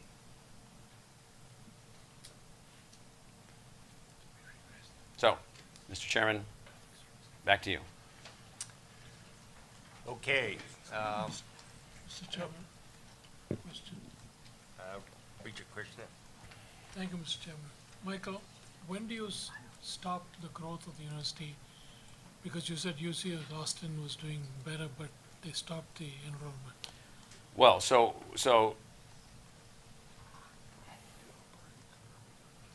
when you say the university, we gotta have some agreement as to what we mean. So there's this chart. The gray space is the shortfall in the Arizona economy for college graduates. And so the university itself as a physical entity does not grow infinitely, but as a technological entity, it perhaps grows exponentially. And so what I mean by that is that perhaps we can evolve over the next 5 or 10 years unbelievable technological platforms that means that anyone who wasn't able to go to college, who started college and didn't finish, could finish. Anyone who needs a new college degree to move on in their career in a new way, want to pick up a quick computer science degree. We had discussions this week with some folks that were working on with a master's degree in computer science, a bachelor's degree in computer science, which are infinitely scalable. So you got your degree 20 years ago in English and you want to pick up a quick computer science degree. Well, that will be doable in the future.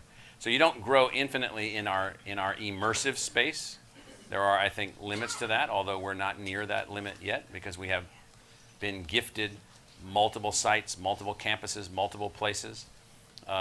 Arizona has a very low college going rate, very low. Half the people qualified to go to a public university in Arizona don't go to any university. They do not go. Someone was talking about Scottsdale this morning, that the Scottsdale schools are, I think it was Regent Hyler, just mention what you were talking about relative to Scottsdale. Well, we focus a lot on the fact that our underperforming high schools around the state, of which there are many, send no one to college. But even in the highest income areas of our state, such as the Catalina foothills in Tucson or Scottsdale, the large public high schools are only sending about 55 or 56% of their graduates to college, which is a rate below the level of college attainment of their parents in those same areas. Which is a major red flag about our K-12 system. So, or perhaps maybe those numbers are to successful completion of college in 6 years. But the ABOR data that we've been gathering over time shows that. We're gathering data of college attainment by high school. And so when I last looked at those numbers, it was actually reflecting that even in our high income areas, we're educating the next generation to a lower degree of efficacy than the one before it. It's first generation in U.S. history where that's the fact. It's also the first time in history, if you read the paper this morning, that lifespan of Americans went down for a second year in a row. And so there are a number of Regent Christian, to your point, so the university doesn't grow infinitely, but we have to find how to be of greater service, greater impact, greater connection. That's basically how we have positioned ourselves. And we also have the West Campus and the Polytechnic Campus in particular, two campuses that in a metropolitan area of this size, they should be thriving at 15,000 students each, and they're not yet. And so there's lots of reasons for that. We're on that. We're working on that. There's growth occurring on both of those campuses. Now, we have no public investment for these campuses. You know, we have to figure out how to raise all the money to move the institution forward. And so we're still, using an American colloquialism, we're still behind the 8 ball. We still can't get out into the clear of what we should be doing. Would online courses help? Online courses do help. So we have 30,000 online learners taking degrees. We have several 100,000 people who have at least signed up for just a course. Most don't complete the courses, but they're signing up for them. We have a digital high school that we have advanced. In fact, our leader, our deputy vice president for that is here. Julie, and I don't know if Beatrice is here. Where's Beatrice? Oh, you were hidden back there. Our vice president for educational opportunities. So these two senior officers of the university are working on the pipeline. They're working on technological engagement. They're working on making things happen. So Beatrice and Julie, why don't you just in 2 minutes, just describe what you two are doing relative to the digital high school. And we're also running, Regent Krishna, just for you. So the microphone's coming to you. And you're on the spot, so too bad. So we've effectively, started ASU Preparatory Academy Charter This School. is Vice President Beatrice Rendon. We started it really as a way of increasing the college-going pipeline into the university by building both scalable and sustainable models of success. And as we had some traction in that regard through our pre-K through 12 schools, to the President's earlier point, we knew that expanding our ability to engage students digitally is a critical component of also meeting the objective to increase the number of students that are are coming through the pipeline for on-campus immersion. And so currently, we're serving over 2,300 students in grades pre-K through 12. We've graduated 3 cohorts of seniors, going on our 4th cohort this year. We launched ASU Prep Digital just this past fall, along with other expansion efforts in Casa Grande and in ASU Prep Tempe. At this point, not only are we diverse in terms of modalities with face-to-face instruction, blended learning instruction, and now digital instruction, but we're also very diverse relative to the types of geographic communities that we're serving, both urban, rural, and suburban. And so with that, I'll sort of turn it over to Julie to talk a little bit more about ASU Prep Digital and our activities there. When you say rural, you mean Casa Grande? Casa Grande, but also through ASU Prep Digital, that really enables us to partner with school districts across the state, which would include Miami Globe, Santa Cruz, Coolidge. There's a number of rural counties that we have a presence in as a result of now having this digital platform to either enhance courses that they don't currently have or are unable to provide, and therefore their students don't graduate eligible to even apply and be accepted into our state universities. So we're trying to do 2 things here. One, we're trying to prove that the notion that everyone cannot graduate from high school is a false premise. That anyone who isn't graduating everyone from high school is underperforming, number 1. Number 2, we're also trying to prove that you can move people from high school into post-secondary access, and you can also overcome any locational disadvantage that you might have by being in a rural area. So our Deputy Vice President Julie is going to explain what we're doing there just very quickly. We're not trying to solve the whole problem for everyone. We're always focused on trying to show that the problem can be solved. Now, we will also be securing additional students coming to ASU who wouldn't normally be able to come to ASU because they, while being of high academic ability, would have chosen not to go to college or would have dropped out of high school along the way, because there are certain economic arguments that make dropping out of high school the best economic decision when you're 16 years old. Julie? Yep. And then just describe where we recruited you from and what you did in that hot, sweaty mosquito place that you came from. I'm Julie Young, Deputy Vice President of EOS and CEO of ASU Prep Digital.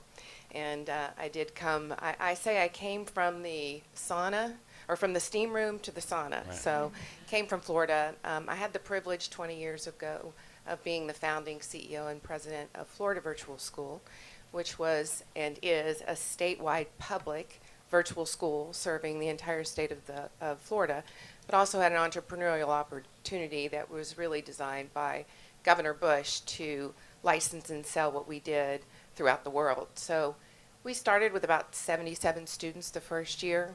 I retired in 2014, and we had about 300,000 students and about 650,000 enrollments. So if you build it, they will come. If you build it, they will come, because there are very few people who do not want to learn, and very few parents who do not want their children to be successful, I'm telling you. We really found that this type of learning was conducive for just about all students, for just a wide variety of needs.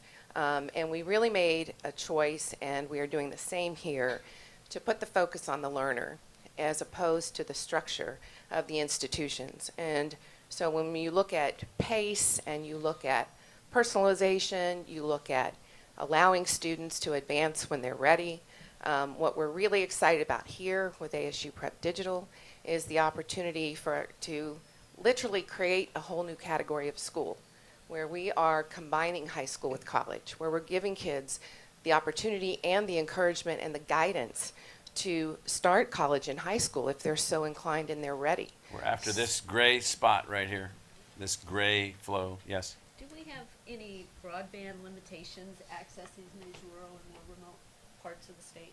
The answer is yes, but we work to solve them by finding philanthropists to help us, since the state has chosen not to. So we currently have about 1,700 enrollments.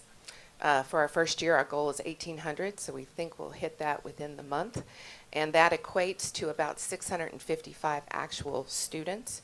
So when I talk about enrollments, those are individual course enrollments. So students can get a full diploma with us, as well as just take single courses. And many of our partner school districts are taking single courses. Those students were filling gaps So for those yeah, schools. that's another really important point. Thank you, Julie. So the other really important point that we're attempting to do is to take the assets of the university, the know-how of the university, the technological platform, the entrepreneurial thinkers and creators that we can attract to us, and help a rural high school who have come to us and said, we need your help in this, this, this, and this. We're not replacing the high school, we're augmenting the high school if the high school needs augmentation. But then there are students who dropped out of high school, can't finish high school, or they're in some sort of social setting that's not conducive to their success, who are falling off the map. So we're trying to show how those things can work also. Thank you, Julie, yes. Do those schools pay a fee for your services? Is it set up? Yes, yes. If they are part-time students, they are fee-based. It's per student, fee-based? Per enrollment. Per Per enrollment. enrollment. And then we have some students that just enroll with us, because you'd be surprised where there are 16-year-olds have no families who still want to graduate from high school. And there's more of those people than you would like to think that there are. Well, I think it's fascinating because we know of a number of rural schools where they have no math teacher in the community. So, I mean, it literally could replace that classroom. Absolutely. Well, that's one of the reasons we did it. And so, But would that be a school-based funding function? Is that an option where the school itself Yes. just says, okay, we've got 90 kids, they pay that fee? Yes, it could be a school-based decision in that scenario, but a parent could avail themselves and pay personally as well. So the point here relative to all of this is on we've decided that just limiting the university to the students who can come here and not taking all of our assets and connecting them using de minimis expenditures around technology. So we've been raising philanthropy, tens of millions of dollars of philanthropy, more than that. Everything that we possibly can to advance these things so that no student, no system, we're able now to respond. We couldn't even respond in the past. We can respond now. But what we really have to work on is this. We have to figure out how to do this. And so this has not yet been realized, in my view, by the leadership in Arizona. They're beginning to understand this, and I think the work that was done on the AZ 60 helps people to understand it, but there's not a realization. Everyone who doesn't graduate from high school, with some exceptions, you might as well now build them into the budget as wards of the state. Michael, I think an effective slide would be, what's the philanthropy for ASU in 2017? It'll be 250. Probably quarter No, wait a minute, he promised 265. Okay. I heard Rick specifically say that, because Well, our CEO of the ASU Foundation, Gretchen Buehling, she's not even in this room because we can't distract her from her mission. So maybe this, as someone who's out there actively engaged with philanthropy as well, on behalf of Great Hearts, it would be interesting, maybe you guys have done this and maybe it's too obvious, but a slide that shows state investment and philanthropic investment Well, we show that, so. over time. Yeah. Well, so we show, basically, right now, the foundation is contributing, isn't it right, Rick, about $100 million in cash. And they were contributing, when I took office, a net, well, barely a break-even number from the expense, so $100 million. So the state's appropriation is $325. Right. The philanthropic contribution in cash, spendable, is $100. That's going to be $200 is our goal. That's where we're headed. So just Rick, just describe a little bit about how that works. Yeah, so, Regent Heiler, we report two numbers. The first number we report is commitments, gifts and commitments, and that's that higher number. So these are people that are making commitments. We may not get it in the current. Here it is right here, 85, 139, 197, and we're sort of right in here, so. Right, and then the second number report is cash, thrown over the fence to the university, and that's that number you see in this slide here that President Crow just. Right, 85, 139, 197. Which is largely gifts Yeah, and investment. well, so this is one of the areas in which the university is excelling, eye-poppingly so, I would say. And of course, it'll just be thrown back out at you as another reason to say that. We don't need any money. You got lots of money. Yeah. But be that as it may, I think it's interesting to contrast the dramatic increases in philanthropic support and research dollars, for that matter, flowing to the university with the dramatic decreases in state investment. The point being that there's a understanding gap about the importance of the institution. You only attract philanthropic support for your institution if you're excelling and achieving and you're important and you matter. So anybody who's out there engaged in that field can tell you that. So now there are some exceptions to that. I mean, you could attract philanthropic support for some places just out of inertia and circumstances, but in this case, 18th generation graduate. Yeah. In this case, the increase is so steep. It makes a very interesting contrast with what's going on with state support. To the extent we're trying to illustrate to people, not just politicians, but to the public, how important the institutions are and what it's achieving. So Michael, could you, before you move on, would you at some point, and maybe it doesn't fit in the flow now, but I'd like to drill into the online dimension a little bit, because an awful lot of the university's future projections on finances and operating model are hanging on that. Yes.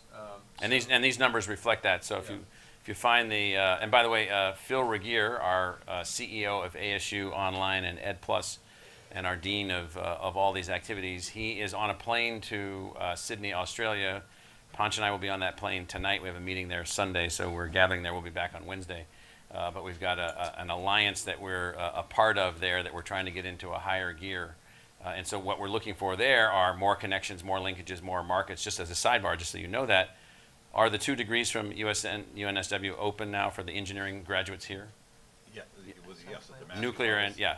So we now are offering a nuclear engineering degree here from UNSW as our partner in nuclear engineering and in petroleum engineering.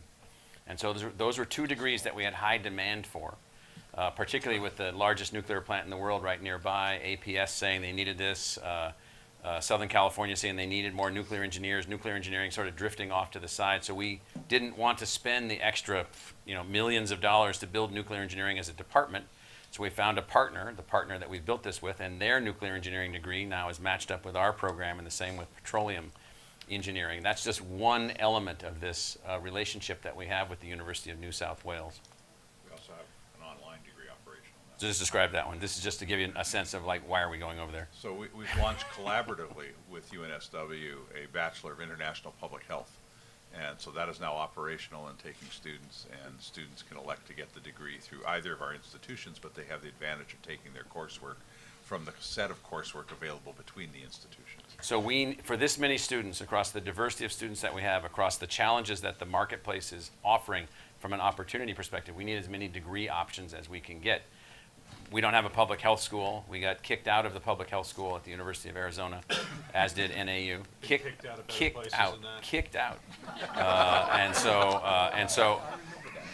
So, having said that, we still need a public health degree for some of our students, and so we have built one with a university 10,000 miles away.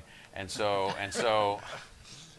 because it's all true. It's all true. I was the one who led the ASU effort on public Right, health. I know you were, and got kicked out. Yes. Maybe that's the I recall reason. it. Could be. No, he left and went to Colorado. Where we started another public health Yeah. degree, but So- in collaboration with Then he got Colorado. kicked out again. So online, ASU online gross, that's this sort of number right here. And so basically we have 30,000 students online. Our goal is 100,000 students online. And people will say, oh, that's a huge number.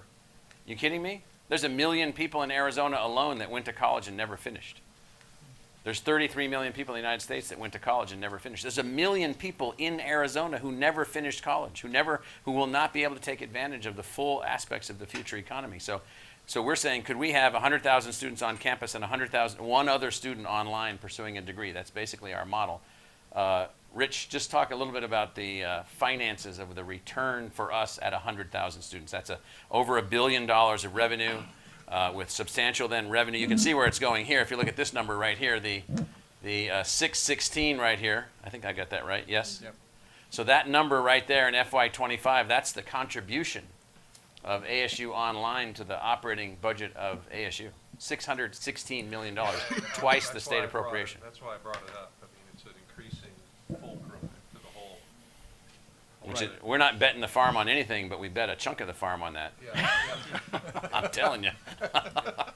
And if you know our internal finances and our internal stresses to make this thing work, to make it work against competition, the rising competition from other schools, the rising for-profit sector, returning other things that are going on. So, Rich? So the ability to get from where we are today to the kind of numbers that are shown in the out years here is going to depend on a variety of markets. What we primarily are focused on right now is a direct-to-consumer. We call it E to L. I'm going to use some words that. No, we're not going to use. We're not going to contaminate the board with the corrupted terms of for-profit companies. E to L, and which means education that is being directly marketed to students who sign up on their own, come in through channels that they learn about it on social media. They learn about it. They learn about the programs through advertising and those kind of programs.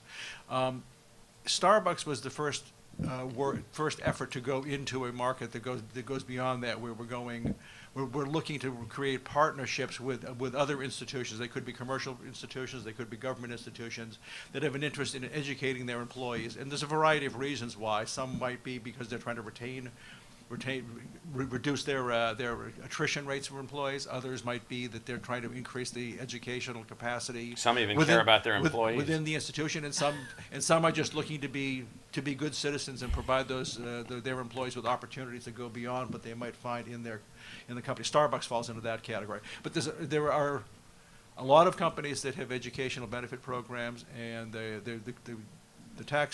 new tax bill protected that employee benefit, so many companies pay some money towards the education of employees. We were very active on protecting that aspect of the tax bill. We will look for ways to do a lot more of our education of our online education through those markets. And then there is what we had previously been calling the Global Freshman Academy is now really we're describing more as a earned admission pathway, in which a student who is not otherwise qualified to attend the institution because they went to community college and they flunked out, or they just didn't do very well in high school, didn't take the right courses. We've now got a series of courses which they do not have to pay for until they have taken them and passed them. Those courses then count towards college credit and can earn their way into accumulating a sufficient number of credits to become regular ASU online degree students, or even ASU immersion students. So there's a variety of ways in which we will be going after the revenue that's associated with that and the 100,000 students. This is not just a ramping of what you see today in the market. So to Regent Heiler, to your point, our success in that, whatever that color is, what's that color, grape or something, I don't know, that is absolutely essential to the success of the institution. Financially, it is necessary for us to be successful at that level, which means then it's getting an immense amount of attention. We're seeking investment partners. We're seeking levels of efficiency, university partners, technology partners. We're running an educational technology accelerator. We have 175 corporate partners in our educational platform. We have probably, I think this is fair to say, one of, if not the most advanced university educational platform that's out there right now operating. And so it's a really, really, really big deal. Do we see employer-supported bachelor's degree programs as a growth market with the online device, where you get more and more people trying to help their... Unequivocally, yes. Yeah, I would expect that. So here's two data points on that. So we have a starter pilot program now with Adidas. Yeah. I was just up in Portland kicking that off. I'm going to, where's Dawn? Is she here? My main assistant. Dawn, when am I going to Germany? To meet with those people in that funny town near Nuremberg? What? Mid-March. And so why am I going to Germany? Well, that's where the headquarters for Adidas is, and what we're looking at is a global relationship with them and the furtherance of our corporate relationship with them. We share values with them like we do with Starbucks. They want to advance their employees for the sake of advancing their employees. They have a 100-person pilot right now underway where they're paying for their graduate degrees or their undergraduate degrees. We have a big contract that we're not ready to announce yet, but everyone will know the name instantly. That will involve the establishment of learning centers with this company on their sites around the country, so we're very excited about that. And so we're close to that. Jim O'Brien, anything I'm leaving out? Well, you talk about Disney's just. Oh, Disney. So Disney made this huge announcement, with the tax bill. They were one of the companies that stepped up and gave a bonus to all of their hourly employees, and then they immediately said they were going to do an educational benefit. That occurred last Monday. We've already had our first meeting with them. Christopher Trout is the vice president for the Disney it's called the TWDC, the Walt Disney Corporation. And so Mr. Trout has interacted with our team. I've interacted with Mr. Iger, the chairman of the Disney Corporation, through our relationship with Mr. Schultz, the chairman of the Starbucks Corporation. And so we are perceived to be, I think I've had 4 interactions with Mr. Schultz, 2 interactions with Mr. Iger, and now we've had the interaction with Mr. Trout. Our team submitted a proposal already, a framing proposal. So we've got as good a chance as anyone of being the Disney partner. Now we become the Disney partner, the Adidas partner, the Starbucks partner, and the other unnamed partners in these institutions, and now you're talking. And so for us, this is where we're headed. Now this also turns out to be a really, really, really, really hard thing to do. Sure. And so we're finding that, how hard it is to do. So we're looking to augment What's the so hard about it? marketing. Marketing is very hard. Being able to have the people power backing up. We know from the Starbucks program, who knows the most about the Starbucks program? Jim? So what have been our challenges in the Starbucks program? Jim O'Brien, Senior Vice President for University Affairs, Chief of Staff at the university. I don't know if it's not just challenges in the Starbucks program. It's I think the challenges for the university, and it's not. I think with Starbucks we've excelled, but I think Starbucks is a good case study, and so for a university to interact with the market is something that historically has not been part of the DNA of universities. It requires capacity and talent to first understand the market. Jim has a unique capacity for understatement. We hired Jim from a private sector company called EDS, where he was a senior attorney in that corporation. So yes. So I think the first challenge is just understanding the market and understanding the motivations of corporations like Adidas, like Starbucks, like Disney. And so, and then building the team and the capacity to do that and to do that better. Second is the sort of the sales time, if you want to think about it that. These deals are not the kind of things that close quickly. And so the pursuits themselves are complicated. And third, they require really to build these relationships successfully, the building of trust. And the building of trust is not a simple thing. That's why I think... Particularly with the university. Yeah, but the Starbucks relationship is a fantastic case study because I think in a really remarkable way, we have taken a private sector enterprise that's disciplined on a quarterly basis with calls with analysts and their stock price and keeping an eye on their shareholders and merged it with the culture of this place and have done it. If you could sit in on some of the meetings and would invite you to do that, we're every quarter, every week, we have a board that manages the relationship. So it's the intensity of the relationship that is one of the other challenges. And so all of that just says we have to organize ourselves increasingly differently at the university to engage the world around us in ways we either never have or we haven't historically had the talent to So we're do. populating our talent gap by adding a number of what we call university advisors, who receive not a positional compensation, but a consulting compensation, but not as a consultant, as an insider. So we added Dr. Ann Kirshner, PhD from Princeton in English literature, who was also the vice president of the NFL for digital media in the 1990s, became the president of Fathom.com, one of the early out-of-the-blocks learning companies in the early 1990s and late 1990s, early 2000s in the dot-com boom. She then was later the dean of the Honors College at the City University of New York. She was on the board of Apollo, overseeing the University of Phoenix. And so she brings in academic background combined with business experiences. So now we've added her as a university advisor, and she sits on what we call the management committee for Ed Plus at ASU, which is the coordinating unit within ASU under which ASU Online moves forward. We've added Ellen Levy as a university advisor, who's working from Silicon Valley. Some of you have met her. So she's working to help us on a number of different fronts. May Chen Bush, who lives in London, who spends time here two times per quarter here, helping to build our leadership capacity and our leadership transformation.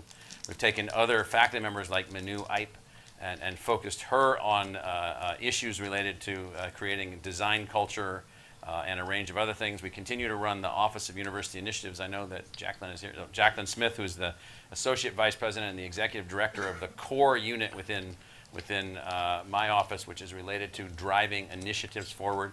So Jacqueline, just talk about your last trip to Africa and your last trip to Dubai and the person we had breakfast with last week. Sure. Well, good morning. So I'm working with a variety. Jacqueline, by the way, is a math major out of Georgetown, a law degree recipient, a lawyer, came to Arizona as a part of our, came to Arizona as an innovation fellow in our Office of University Initiatives, and now is the leader of that office. So just describe those two interactions, Dubai and Rwanda. Yes.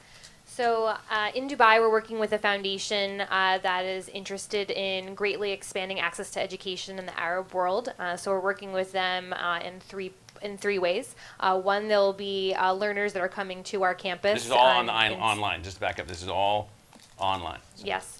So there will be one program that is immersion, but the two online programs are 550 learners will receive master's degrees in the STEM fields. That program has launched in the spring, and we've also developed a portal that will help learners from the UAE prepare for college. United Arab Emirates, a close ally of the United States. Jim and O'Brien and I were there one day, and we were in a helicopter ride provided by our sponsor, flying over a United States Navy aircraft carrier right there, just a few miles from the country of Iran, right in the ocean there. And we were worried that we were going to be shot down. Like, do they know? Oh no, they know you're here and who you are, or you would be shot down. So. Yes. I mean, there's so much of an ally. The Navy of the United States is based there. So. Yes. Pilots trained in Tucson. Yes, right. So I'm just, in case people wondered what UAE is, United Arab Emirates. Yes. And then Michael also referenced our work in Africa. And so for the past 6 years, we've been working closely with the MasterCard Foundation, which is based in Toronto. And how much have they funded you for the proposals that you've written? $50 million in various proposals. But they have made a commitment of $1 billion to education in Africa. So we'll be continuing to pursue additional funds from them. In addition to our scholarship work with the MasterCard Foundation, we've also built an online tool for this foundation, as we're learning that those that invest in international scholarships are interested in not only supporting the scholars for the 4 years or 2 years during their education, but really making a lifelong commitment to those learners. So what did MasterCard Foundation, which is in Canada, what did they, and you and I have been to Toronto together, meeting with them, and so why did they give us the $9 million to build that? Yes. So based on our expertise in using the educational tools that Michael referenced, the 175 companies that we work with, we offered a partnership with them to help them curate online learning experiences for their learners over the lifetime of their scholarship recipients. And we're also helping them. Meaning the lifetime of the person, lifetime learning online. So we're learning, yeah. So our first grant with them for nearly $10 million was to build the platform and work with them over a course of 5 years. We now have about 3,000 learners that are on that platform and Africa. And across sub-Saharan Africa. And our next step will be to obtain a 5-year grant to expand beyond the MasterCard Foundation scholars to African youth in the broadest possible way. So then quickly, last 2 points before the chairman would like us to take a break. So. Yes. How will we convert that technology for which we secured international philanthropic support into a use in Arizona? Mm-hmm. So the lessons that we're learning in terms of bringing a diversity of learners together and helping them form teams and identify learning opportunities that are based on their own interests are very applicable to meet the diverse needs here in Arizona. So we now have expertise in developing these platforms, advancing them, and most importantly, iterating on them based on our learner feedback. And so the baobab, that's a tree found in Africa, the platform that we're calling baobab. It's the tree of life. It's this massive tree that lives out in this savannas. Yeah. Could be modified to fit the needs of learners across Arizona based on particular interest areas that we can learn. And then our visitor last week. Are you talking about Kofi? Yeah. So the board chair of the Ford Foundation visited us for a full day. In addition to his duties as board chair of the Ford Foundation, he's also the president of the Africa America Institute.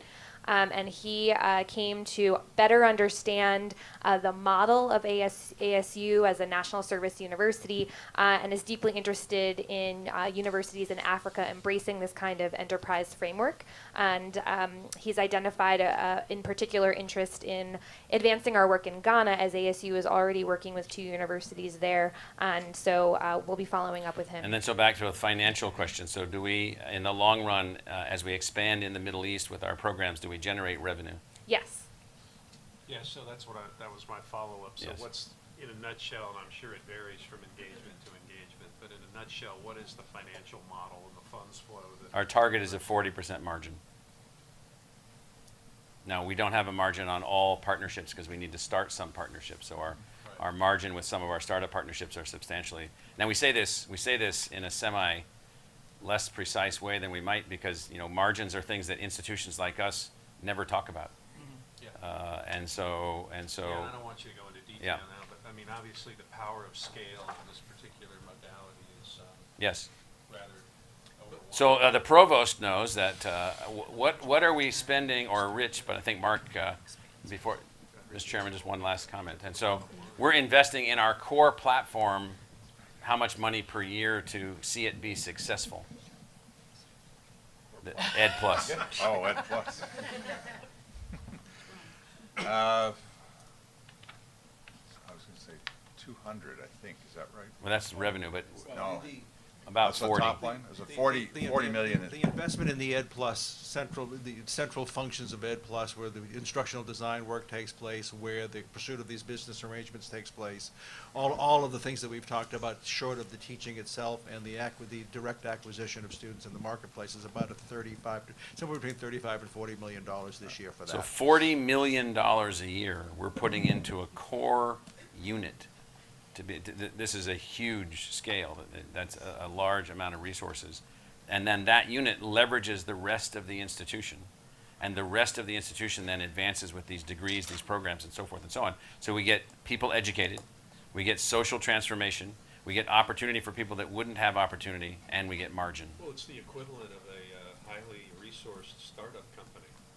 We are a slightly resourced startup company. But Ed Plus is a highly resourced startup company, absolutely. And we're operating it that way, Mr. Chairman. which is why it has a different structure. Maybe Michael can touch upon this when he comes back. Question I have for you, Michael, is would all the universities join together and see how we can graduate more students from high school? Probably they can't come because of financial reasons, economic reasons. So you can tell them about funding, what's available in colleges, universities.